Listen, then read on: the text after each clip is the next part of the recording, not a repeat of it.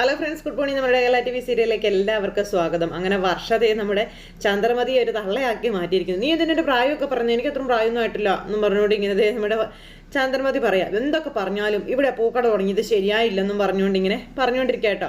അപ്പോൾ വേറെ എവിടെ സ്ഥലം ഇല്ലാത്തതുപോലെ എന്തിനാ വീട്ടിലേക്ക് വരുന്ന വഴിയിൽ തന്നെ വെച്ചതെന്ന് ചോദിച്ചു സുധി. അപ്പോൾ നോണൊക്കെ ഇടുന്നു പറഞ്ഞുകൊണ്ട് ഇങ്ങനെ നിൽക്കുമ്പം എന്നാൽ പിന്നെ പൂക്കട നിന്റെ തല വെക്കാം അവിടെ എന്നും പറഞ്ഞ് സജ്ജി ചെന്നു. നിനക്കെന്താടാ പ്രശ്നമെന്ന് ചോദിച്ചു. എന്താ പ്രശ്നമെന്നോ? എടാ, ഞാനൊരു വലിയ കമ്പനിയിലെ വലിയൊരു പോസ്റ്റിലിരിക്കുന്ന ആളാണെന്നും എന്നെ കാണാൻ വലിയ വലിയ ആൾക്കാരൊക്കെ ഇങ്ങോട്ട് വരുന്ന വഴിക്ക് എൻ്റെ അമ്മയുടെ പേരിലുള്ള നിങ്ങളുടെ പൂക്കട കണ്ടാൽ അവരെന്ത് കരുതുവിടാ എന്നൊക്കെ ചോദിച്ചുകൊണ്ട് സുധി എന്നും പറഞ്ഞ അച്ഛൻ, ജന്മം കൊണ്ട് നീ എൻ്റെ അനിയനായി പോയില്ലേ, അതവിടെ കിടക്കുന്നതേ എനിക്ക് അപമാനമുള്ള കാര്യമാണ്. എൻ്റെ സ്റ്റാൻഡേർഡിന് പറ്റി പരിപാടിയേ ഇല്ല നിങ്ങൾ ഈ കാണിച്ചിരിക്കുന്നതെന്നൊക്കെ പറയുമ്പോൾ എന്നും പറഞ്ഞുകൊണ്ട് ചന്ദ്രമതി ഇരിക്കാം. അപ്പം നിനക്ക് എന്ത് സ്റ്റാറ്റസ് ആടോ ഉള്ളേ? നിന്നെ കാണാൻ ആര് വരാനാടാ ഇവിടെ? നീ കടം വാങ്ങിയിട്ട് കൊടുക്കാത്തവരാരെങ്കിലും അന്വേഷിച്ച് വന്നാലായെന്ന് പറഞ്ഞു. പിന്നെ നിന്റെ ഭാര്യ ബ്യൂട്ടി പാർലർ നടത്തുന്നുണ്ടല്ലോ, അത് നിനക്ക് അഭിമാനം, പൂക്കട നിനക്ക് അപമാനം അല്ലേടാന്ന് ചോദിച്ച് സച്ചി ദേഷ്യപ്പെടുക. പിന്നെ എല്ലാ ജോലിക്കും അതിൻ്റെതായ മഹത്വം ഉണ്ടെന്നും അത് ആദ്യം മനസ്സിലാക്കാനും പറഞ്ഞു. നീ കാറ് വിൽക്കുന്നു, ഞങ്ങൾ പൂക്കൾ വിൽക്കുന്നു, അത്രേ ഉള്ളൂ വ്യത്യാസമൊന്നും സച്ചി സുധിയോട് പറയാം. അപ്പോൾ ചന്ദ്രമതിക്ക് അത് ദഹിക്കുന്നില്ല. കാറ് വാങ്ങിയവൻ പൂജിക്കാൻ പൂ വാങ്ങും. എന്താ, പൂ വാങ്ങിയവൻ കാറ് വാങ്ങിക്കണമെന്ന് ഒരു നിർബന്ധമില്ല, അതാണ് തത്വം, നിനക്ക് അറിയാമോ എന്ന് ചോദിച്ചു സച്ചി. എന്നും പറഞ്ഞുകൊണ്ടിരിക്കുക ചന്ദ്രമതിയെ. രവിയേട്ടൻ ഇതൊക്കെ കേട്ട് അന്തം വിട്ടിരിക്കുക. അച്ഛാ, രവതി ഞാൻ പോകുക, എനിക്ക് ട്രിപ്പുണ്ട് കേട്ടോ എന്നും പറഞ്ഞുകൊണ്ടിങ്ങനെ നമ്മുടെ സച്ചി അവിടെ നിന്ന് അങ്ങ് പോയി. സച്ചി അങ്ങ് പോയി കഴിഞ്ഞപ്പോൾ ഇവരെല്ലാവരും കൂടെ അവരവരുടെ വഴികൾ തേടി അങ്ങ് പോയി. ആ സമയത്ത് നമ്മുടെ രവിയേട്ടൻ രേവതിയോട് കടയിലോട്ട് പോകാൻ പറയാം. നീ ഇവിടെ ഒറ്റയ്ക്കിരുന്ന് ആലോചിക്കുക, മൊത്തം എല്ലാം കൂടെ കിട്ടുമെന്ന് നോക്ക് എന്നും പറഞ്ഞുകൊണ്ട് നമ്മുടെ അച്ഛൻ ഇങ്ങനെ പറയുക.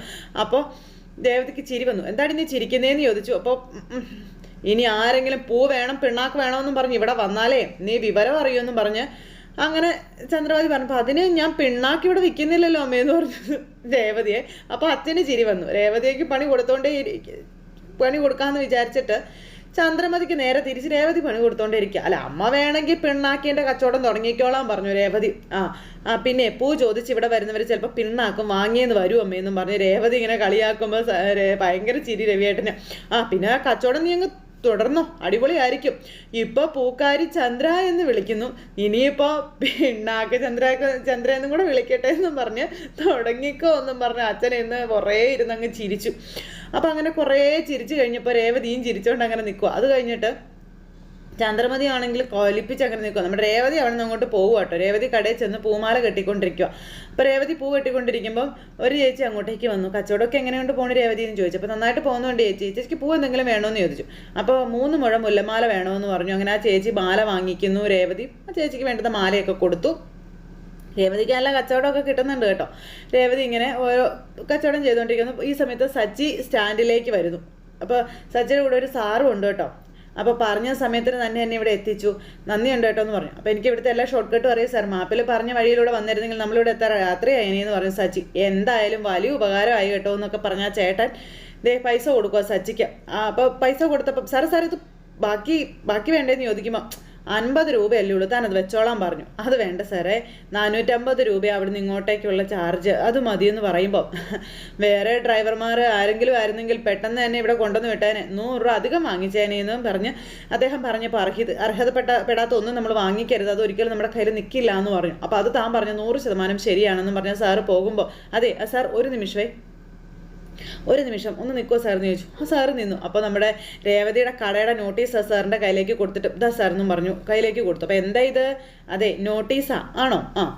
എൻ്റെ ഭാര്യ രേവതി പുതുതായിട്ടൊരു പൂക്കട ആരംഭിച്ചിട്ടുണ്ടെന്നും ചന്ദ്രമതി ഫ്ലവേഴ്സ് എന്ന കടയുടെ പേര് പൂക്കള്, പൂമാല, ബൊക്ക എന്ന് വേണ്ട പൂക്കൾ കൊണ്ട് ഉണ്ടാക്കുന്ന എന്തും അവിടെ കിട്ടുമെന്ന് പറഞ്ഞു. അപ്പോൾ ആവശ്യം ഉണ്ടെങ്കിൽ ഈ നോട്ടീസ് കാണുന്ന നമ്പറിൽ സാറിന് വിളിച്ചാൽ മതി, ഏത് തരത്തിലുള്ള പൂക്കളും കിട്ടുമെന്ന് പറഞ്ഞു. പിന്നെ ഓഫറുകളൊക്കെ ഉണ്ട് കേട്ടോ, 5 മുഴം മുല്ലപ്പൂ വാങ്ങിയാൽ 1 മുഴം മുല്ലപ്പൂ ഫ്രീ ആണെന്നൊക്കെ പറഞ്ഞു. ആണോ? പൂജയ്ക്കൊക്കെ വേണ്ട 5 മാല വാങ്ങിച്ചാൽ 1 മാല ഫ്രീ ആണെന്നൊക്കെ പറയുമ്പോൾ കൊള്ളാലോടോ എന്ന് പറഞ്ഞു ചേട്ടൻ. വേറൊരു കിടിലൻ ഓഫറുണ്ട് സാർ, സാറിൻ്റെ മകൻ്റെയോ മകളുടെയോ കല്യാണത്തിന് മാല വാങ്ങിയാലേ അവരുടെ 10ാം വിവാഹ വാർഷികത്തിന് ഓരോ മാല ഫ്രീ ആയിട്ട് തരും. 10ാം വിവാഹ വാർഷികത്തിന് എന്തിനാടോ മാല? എന്തായാലും ആവശ്യമുണ്ട് ഞാൻ വിളിക്കാട്ടോ എന്നും പറഞ്ഞുകൊണ്ട് ആ സാറങ്ങ് പോയി. നമ്മുടെ സച്ചിതേ പിന്നെ അവിടെ കണ്ടവർക്കൊക്കെ ഇങ്ങനെ അതിൻ്റെ നോട്ടീസ് കൊടുക്കുക. അങ്ങനെ നമ്മുടെ സുധി ഇരിക്കുന്ന അവിടെയും ചെന്നു. ഒരു പാർക്കുണ്ടല്ലോ, ആ പാർക്കിൽ നോട്ടീസ് കൊടുക്കാനായിട്ട് നമ്മുടെ സച്ചി ചെന്നു. അങ്ങനെ ഓരോരുത്തർക്കായിട്ട് ഇങ്ങനെ ആ ഒരു ഇതിങ്ങനെ കൊടുത്തു. എന്നിട്ട് അവിടെ നിൽക്കുന്ന ഒരു ചേട്ടൻ്റെ കയ്യിലേക്ക് കൊണ്ടുപോയി കൊടുത്തു. ഇവിടെ വരുന്നവർക്കൊക്കെ ഇതൊക്കെ ഒന്ന് കൊടുക്കാവോ എന്ന് ചോദിച്ചു. അതിനെന്താ ഞാൻ കൊടുത്തോളാലോ എന്നും പറഞ്ഞ് അദ്ദേഹം അത് മേടിച്ചു. അവിടുത്തെ സെക്യൂരിറ്റി ചേട്ടൻ നമ്മുടെ സച്ചി ഒരു 100 രൂപ എടുത്ത് കയ്യിലേക്ക് കൊടുത്തപ്പം അയ്യോ അതൊന്നും വേണ്ട കേട്ടോ എന്ന് പറഞ്ഞു. അല്ല ചായ കുടിക്കാനുള്ള കാശേ ഉള്ളൂ, വാങ്ങിച്ചോ ചേട്ടാ എന്നും പറഞ്ഞിട്ട് സച്ചി നിർബന്ധിച്ച് കൊടുത്തു. ആ ചേട്ടൻ മേടിച്ച് പോക്കറ്റിലേക്ക് ഇട്ടു. ആരും ഇങ്ങനെ കാശൊന്നും തരാറില്ല കേട്ടോ, സാറ് 100 രൂപ തന്നു, പൂ വിൽക്കുന്ന സാറിൻ്റെ മനസ്സും പൂ പോലെ തന്നെയാണെന്ന് പറഞ്ഞപ്പം എന്നെ പുകഴ്ത്തി സുഖിപ്പിച്ചാൽ മാത്രം പോരാട്ടോ ചേട്ടാ, വരുന്നവർക്ക് നോട്ടീസും കൂടെ കൊടുക്കണം കേട്ടോ എന്ന് പറയുമ്പോൾ ഉറപ്പായിട്ട് ഞാൻ കൊടുത്തോളാം എന്ന് പറഞ്ഞ ചേട്ടൻ. അങ്ങനെ സച്ചി നോട്ടീസും കൊടുത്തു. ഇങ്ങ് പോരുമ്പോൾ ദേ ഇരിക്കുന്നു നമ്മുടെ സുതിയാശൻ കടല കുറച്ചുകൊണ്ടിരിക്കുക. സുതിയുടെ കള്ളക്കളി സച്ചി പൊക്കി. സച്ചി എന്നും പറഞ്ഞുകൊണ്ട് ഇങ്ങനെ നോക്കി, ഇവൻ എന്നും പറഞ്ഞുകൊണ്ട് ഇങ്ങനെ നിൽക്കുന്നു. എന്നിട്ട് കടൽ ഊതി കഴിച്ചുകൊണ്ടിരിക്കുക കേട്ടോ. കൂടെ കൂട്ടുകാരനും ഉണ്ട്. സച്ചി എന്നിട്ട് ഇങ്ങനെ അത് ഫോട്ടോ എടുത്തു, വീഡിയോയും എടുത്തു. അങ്ങനെ ഇവൻ്റെ കള്ളക്കളി മുഴുവനും വീഡിയോയിൽ പകർത്തുന്നതിനൊക്കെ ഞാൻ കാണിച്ച് തരാവടാന്നും പറഞ്ഞുകൊണ്ട് ഇങ്ങനെ നിൽക്കുക കേട്ടോ. ഇതൊന്നും ഈ പൊട്ടൻ അറിയുന്നില്ല. കാറ്റ് കിട്ടുമെന്നറിയില്ല. അപ്പോൾ കൂട്ടുകാർ നോക്ക് എന്ന് പറയുന്നുണ്ട്. നോക്കാൻ പറഞ്ഞപ്പോഴത്തേക്ക് കടൽ എറിഞ്ഞ് വായിലേക്ക് പിടിക്കുന്ന ഏർപ്പാടാണ്. അങ്ങനെ കടൽ എറിഞ്ഞ് വായിലേക്ക് പിടിക്കുന്നു. അങ്ങനെ കോട് കയ്യെന്നും പറഞ്ഞുകൊണ്ട് 2 പേരും കൂടി കൈയൊക്കെ കൊടുത്ത് ഇങ്ങനെ നിൽക്കുന്നു. അപ്പോൾ അതേ നമ്മുടെ സെക്യൂരിറ്റി ചേട്ടൻ അതിൽ വഴി വരുന്നു. എല്ലാവർക്കും നോട്ടീസ് ഇങ്ങനെ കൊടുത്തുകൊണ്ട് വരുവാ കേട്ടോ. അപ്പോൾ ഈ നമ്മുടെ സച്ചി അവിടെ വീഡിയോ പിടിക്കുന്നത് അദ്ദേഹം കാണുക. അദ്ദേഹം വന്നിട്ട് ചോദിച്ചു, എന്താ സാർ ഇവിടെ ചെയ്യുന്നതെന്ന് ചോദിച്ചു. അപ്പോൾ അതെ അത് പിന്നെ ഇവിടെ അയാൾ ജോലിക്ക് പോവുകയാണെന്നും പറഞ്ഞേ ദിവസവും വീട്ടിൽ നിന്ന് ഇറങ്ങി ഇവിടെ വന്ന് ഇരിക്കലാ പണിയെന്ന് പറഞ്ഞു. ഈ പറയുന്നത് മുഴുവൻ നമ്മുടെ സച്ചി വീഡിയോയിൽ പകർത്തുന്നുണ്ട് മക്കളെ. അപ്പോൾ ഉച്ചയ്ക്ക് കഴിക്കാനുള്ള ഭക്ഷണമൊക്കെ വീട്ടിൽ നിന്ന് കൊണ്ടുവരുമെന്നും പിന്നെ 2 പേരും ഷെയർ ചെയ്ത് കഴിക്കുമെന്നും പറഞ്ഞു. അപ്പോൾ അങ്ങനെയാണല്ലേ എന്നും പറഞ്ഞു സച്ചി. ഇനി 2 നമുക്ക് എറിഞ്ഞു പിടിക്കാമെന്ന് പറഞ്ഞുകൊണ്ട് 2 പേരും കൂടി എറിഞ്ഞു പിടിക്കില്ല. അപ്പോൾ രാവിലെ മുതൽ വൈകുന്നേരം വരെ 2 പേരും ഇവിടെ തന്നെ കാണുമെന്നും ആ റോസ് ഷർട്ട് ധരിച്ചിരിക്കുന്നവനെ കണ്ടില്ലേ, അവനെ എല്ലാ ദിവസവും പാർക്ക് തുറക്കുമ്പോൾ കൃത്യസമയത്ത് ഇവിടെ എത്തുമെന്നും സെക്യൂരിറ്റി ചേട്ടൻ പറയും. അത് നമ്മുടെ സുധിയെ പറ്റിയാണ് പറഞ്ഞത്. 10 മണിക്ക് വന്നാലുടനെ ഇളനീര് വാങ്ങി കുടിക്കും. കൃത്യം 1 മണിക്ക് ഉച്ചഭക്ഷണവും കഴിക്കും. വൈകുന്നേരം ചായയും സ്നാക്സും. അതിനിടയിൽ ഇതുപോലെ കപ്പലണ്ടി, ഐസ്ക്രീം, പോപ്കോൺ തുടങ്ങിയവയൊക്കെ വാങ്ങി കഴിക്കുമെന്നും പറഞ്ഞു. കൃത്യം 6 മണിക്ക് തന്നെ ഇവിടുന്ന് പോകുകയും ചെയ്യുമെന്ന് പറഞ്ഞു. അങ്ങനെ നമ്മുടെ സച്ചി വീണ്ടും അതിങ്ങനെ വീഡിയോയിൽ പകർത്തിക്കൊണ്ടേ ഇരിക്കുക. ഫോട്ടോ അറിയുന്നില്ല കേട്ടോ. അങ്ങനെ ഏതായാലും സുധിയുടെ കാലനായി നമ്മുടെ സച്ചി. അപ്പോൾ ഈ ചേട്ടന് ഒരു 50 രൂപയും കൂടി എടുത്ത് നമ്മുടെ സച്ചി കൊടുത്തു. അയ്യോ ഇതെന്തിനാന്ന് ചോദിക്കുമ്പം എനിക്കൊന്നും മനസ്സിലാകുന്നില്ല ചേട്ടാ. ചേട്ടന് മനസ്സിലാകുന്നില്ല, പക്ഷേ ഇന്ന് ഞാൻ വീട്ടിൽ എല്ലാവർക്കും മനസ്സിലാക്കി കൊടുത്തോളാവെന്നും പറഞ്ഞുകൊണ്ട് സച്ചി വീണ്ടും ഇങ്ങനെ ഇത് വീഡിയോയിൽ എടുത്തുകൊണ്ടേ ഇരിക്കാം, നിനക്ക് ഞാൻ തരാവളാന്ന് പറഞ്ഞുകൊണ്ട് സച്ചി അവിടെ നിന്ന് പോവുക കേട്ടോ. അങ്ങനെ സച്ചി അവിടെ നിന്ന് പോണു. ഈ സമയത്ത് അവൻ ഓരോരോ ഈ പിള്ളേർക്ക് കളിക്കാനുള്ള സാധനത്തിൽ കൂടെ ഒക്കെ കയറി കളിക്കുവാണ്. അതെല്ലാം സച്ചി നല്ല ഡീറ്റെയിൽ ആയിട്ട് വീഡിയോ പിടിക്കുക. അപ്പോഴേക്കും ഈ സെക്യൂരിറ്റി ചേട്ടൻ വീണ്ടും സച്ചിയുടെ പിന്നാലെ വന്നിട്ട്, സാർ എന്തിനാ അവരുടെ പിന്നാലെ നടന്നിങ്ങനെ വീഡിയോ എടുക്കുന്നതെന്ന് ചോദിച്ചു. ഇതേ ബോംബ് കുറച്ച് കഴിഞ്ഞാൽ ഇത് പൊട്ടിക്കുമെന്ന് സച്ചി. എന്നാൽ പൊട്ടിച്ചോന്നും പറഞ്ഞുകൊണ്ട് നമ്മുടെ സെക്യൂരിറ്റി ചേട്ടൻ പോയി സച്ചി ഇത് മുഴുവനും വീഡിയോയിൽ പകർത്തി. ഇവനെ പൊളിച്ചെടുക്കാനുള്ളതെല്ലാം നമ്മുടെ സച്ചിയുടെ കയ്യിലായി. നമുക്ക് തിരിച്ച് കയറിയാലോ, ഇങ്ങനെ കയറിയാലോ, അങ്ങനെ കയറിയാലോ എന്നൊക്കെ പറഞ്ഞാൽ പുതിയ പ്ലാനുകളൊക്കെ ഒരുക്കുക. ആ സമയത്തും സെക്യൂരിറ്റി ചേട്ടൻ വീഡിയോ എടുത്ത് കഴിഞ്ഞില്ലെന്ന് ചോദിച്ചാൽ സച്ചിയുടെ പിന്നാലെ വരുന്നു കേട്ടോ. അപ്പോൾ സമയം 1 മണിയായി. ഒരു 5 മിനിറ്റ് പോലും വൈകാതെ ഇപ്പം തന്നെ ഭക്ഷണം കഴിക്കാൻ പോകുമെന്ന് പറഞ്ഞു. അപ്പോഴത്തേക്കും തീർന്നില്ല. ചേട്ടൻ പറഞ്ഞതുപോലെ തന്നെ കളിച്ച് ക്ഷീണിച്ചു. നമുക്കിനി ഭക്ഷണം കഴിക്കാമെന്നും പറഞ്ഞ് 2 പേരും കൂടെ ഇപ്പോൾ പോയി ഭക്ഷണം കഴിക്കാമെന്നും പറഞ്ഞുകൊണ്ട് ഭക്ഷണം കഴിക്കാൻ പോവുക. അതും നമ്മുടെ സച്ചി നടന്ന വീഡിയോയിൽ പകർത്തുക. ഒരു ഷൂട്ടിങ് തന്നെ ഇന്ന് നടത്തുവാണ്. ഒരു സിനിമ ഷൂട്ട് ചെയ്യുന്ന പോലെയാണ് നമ്മുടെ സച്ചി. അപ്പോൾ ഇവന്മാർ 2 പേരും കൂടി മടുത്തു, ഇനി കുറച്ച് നേരം ഇതുപോലെ കളിക്കണം, അപ്പോൾ ശരീരത്തിനൊരു വ്യായാമമൊക്കെ കിട്ടുമെന്നും പറഞ്ഞ് അങ്ങനെ ഇരിക്കണം. അങ്ങനെ കൈയൊക്കെ കഴുകി കറിയെ പറ്റിയുള്ള വിശേഷമൊക്കെ പറഞ്ഞ് 2 പേരും കൂടെ വല്ല കാര്യമായിട്ടിരുന്ന് ഭക്ഷണം കഴിക്കുന്നു. അതിനുശേഷം നമ്മുടെ സച്ചി ചെന്ന് ഇവൻ ചോറൊക്കെ ഉണ്ടിട്ട് ഇവന്മാർ കിടന്ന് ഉറങ്ങി. അപ്പോൾ തൊട്ടടുത്ത നിമിഷം ഇവനെ ക്ലോസപ്പിൽ നല്ല വീഡിയോ ഒക്കെ എടുത്തിട്ട് നമ്മുടെ സച്ചി അവിടെ നിന്ന് പോയി. അത് ഈ പൊട്ടന്മാർ അറിഞ്ഞതുപോലും അത്രയ്ക്ക് നല്ല ഉറക്കമായിരുന്നു. കുറച്ച് കഴിഞ്ഞപ്പോഴേക്കും ചാടി എഴുന്നേറ്റ് കൂട്ടുകാരൻ ബ്രോ എന്നും പറഞ്ഞ് വിളിച്ചു. അപ്പോഴും സുധി ഭയങ്കര ഉറക്കം. ബ്രോ എന്തൊരു ഉറക്കം ഇത്, എഴുന്നേക്ക് ബ്രോ എന്നും പറഞ്ഞുകൊണ്ട് പിടിച്ച് എഴുന്നേൽപ്പിക്കുന്നു. തൊട്ടടുത്ത നിമിഷം തന്നെ 2 പേർക്കും പോകാനുള്ള റെഡിയൊക്കെ ആവുകയാണ്. കുറച്ച് കഴിഞ്ഞപ്പോഴത്തേക്കും പിന്നെ ഒരു പക്കാവടി എടുക്കുന്നു, നുറുക്കെടുക്കുന്നു, അതെടുത്ത് ഇങ്ങനെ വയ്ക്കുന്നു. അപ്പോഴും സച്ചി അവിടെ വീഡിയോ പിടിച്ചുകൊണ്ടിരിക്കുക. നമ്മുടെ സെക്യൂരിറ്റി ചേട്ടൻ വന്നിട്ട് ചോദിച്ചു, സാറ് ഇതുവരെ വീഡിയോ പിടിച്ച് കഴിഞ്ഞില്ലേ എന്ന് ചോദിച്ചു. ഇല്ല ഇച്ചിരിയും കൂടി ഉണ്ടെന്ന് പറഞ്ഞു. തൊട്ടടുത്ത നിമിഷം അവരിപ്പോൾ വീട്ടിൽ പോകുമെന്ന് ആ ചേട്ടൻ പറഞ്ഞത് തീർന്നില്ല, ഇന്നത്തെ ഡ്യൂട്ടി കഴിഞ്ഞ് നമുക്ക് പോവാം എന്ന് പറഞ്ഞുകൊണ്ട് ഇവർ 2 പേരും കൂടെ ബാഗ് എടുത്ത് പോകും കേട്ടോ.